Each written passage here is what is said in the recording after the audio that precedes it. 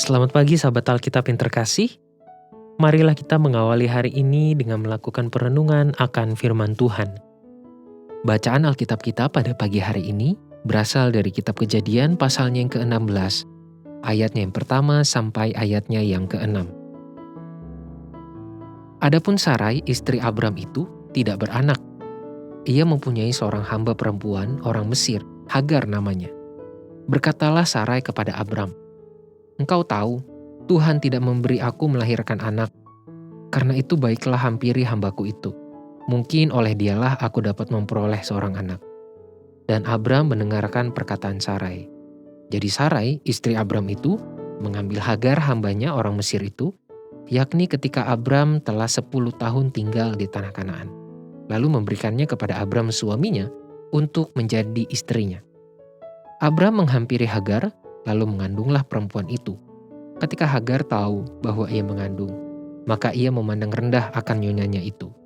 Lalu berkatalah Sarai kepada Abram, "Penghinaan yang kuderita ini adalah tanggung jawabmu.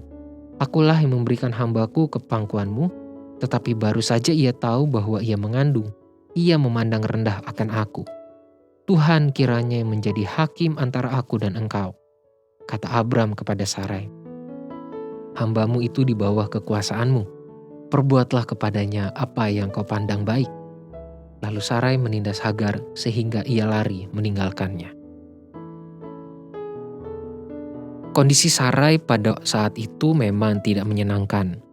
Sebagai seorang perempuan yang hidup zaman itu, nilai Sarai sebagai seorang perempuan ditentukan oleh mampu atau tidak mampunya ia dalam memberikan keturunan bagi suaminya, yaitu Abram. Namun, apalah daya, ternyata hingga umurnya saat itu Sarai tidak juga mendapatkan anak. Alhasil, dalam keputusasaannya, Sarai mengambil keputusan untuk menyerahkan Hagar sebagai rahim pinjaman untuk melahirkan anak bagi Abram. Namun, masa depan ternyata tidak sesuai harapan. Hagar, dalam perubahan perannya dari sekedar hamba menjadi medium penyambung keturunan Abram, justru berlaku tak patut terhadap Sarai, nyonyanya. Kondisi hidup Sarai pun bukan bertambah baik, malah semakin runyam dengan permasalahan-permasalahan baru akibat keputusannya tersebut.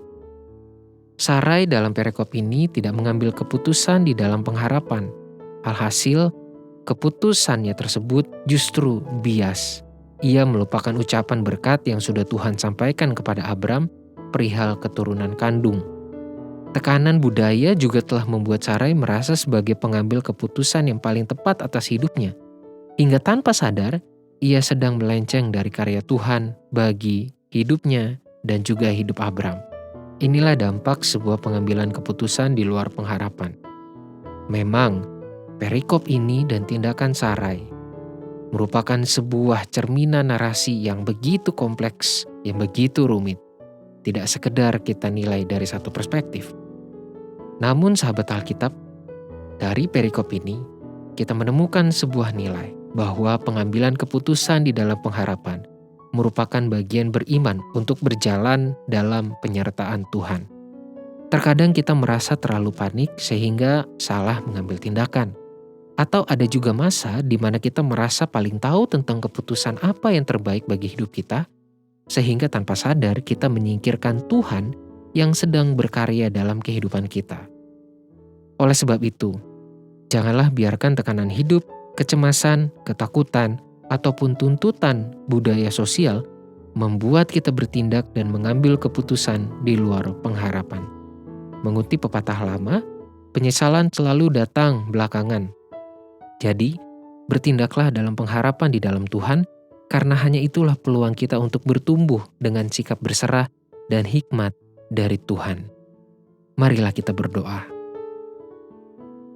Ya Tuhan, tolonglah kami dalam menjalani kehidupan ini untuk selalu mengambil keputusan di dalam pengharapan akan Engkau.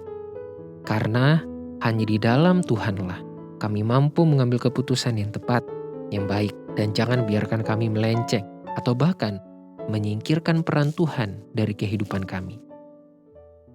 Mampukanlah kami untuk menghadapi kehidupan kami dengan berbagai pergumulan yang ada, maupun dengan berbagai tekanan sosial budaya di sekitar kami.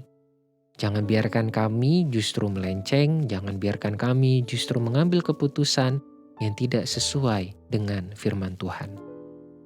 Berikanlah kami hikmat untuk mampu memahami semua itu. Hanya di dalam nama Tuhan Yesus Kristus kami berdoa dan menyerahkan kehidupan kami. Amin.